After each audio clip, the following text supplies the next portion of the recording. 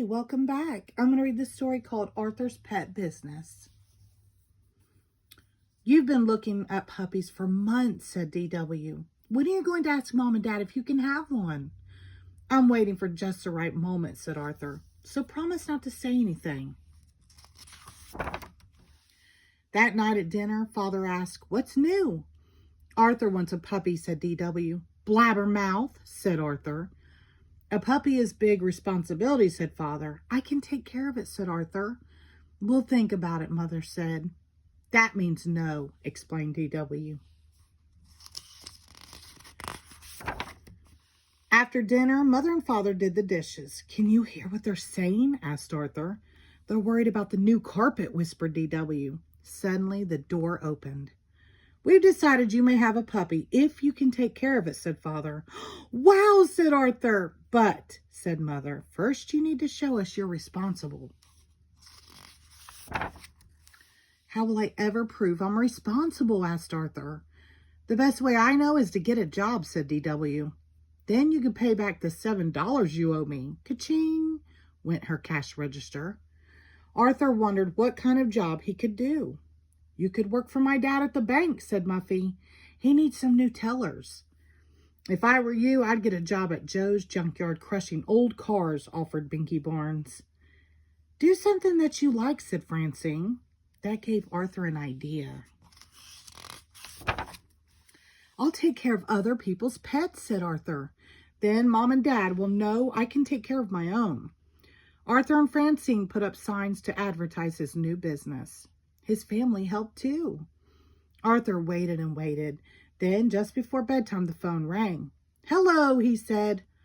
Arthur's Pet Business. How may I help you? Yes, no, when? Where? Great, said Arthur. Hooray, I'm going to watch Mrs. Wood's dog while she's on vacation, and I'll earn $10. Oh, no, said DW, not nasty little Perky. Isn't that the dog the mailman calls Jaws? Asked Father. That's Perky, said DW. The next morning, Arthur ran all the way to Mrs. Wood's house.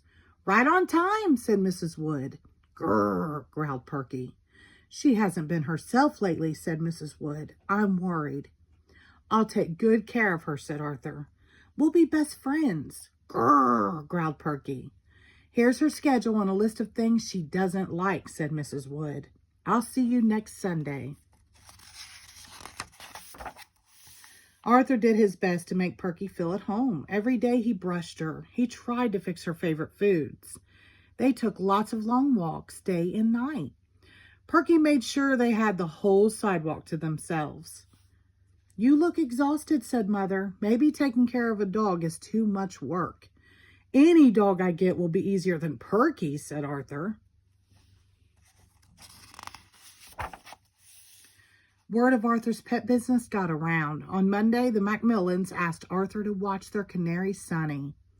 On Tuesday, Pernilla gave Arthur her ant farm. On Wednesday, the Brain asked Arthur to take care of his frogs while he went on vacation. Best of all, on Thursday, the amazing Larry asked Arthur to keep Cuddles, his trained boa constrictor. Animals were everywhere until Mother put her foot down. I want all these animals in the basement now, she ordered.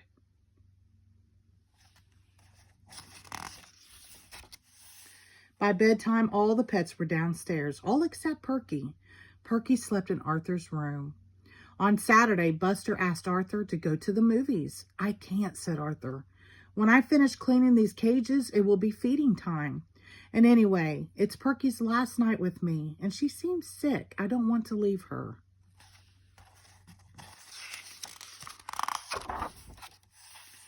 Well, I bet you're happy today, said DW the next morning. You get rid of Perky and collect $10. I can't believe it, said Arthur, but I'm going to miss Perky. Arthur, Mrs. Wood just called to say she's on her way over, said Mother.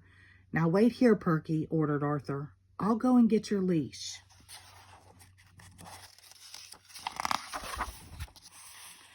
When Arthur went back into the kitchen, Perky was gone. "Here, Perky, Perky," called Arthur, but Perky didn't come. "She's not in the basement," called Father. "She's not in the backyard," said D.W. "She's lost," said Arthur. Oh, said D.W., "you're in big trouble."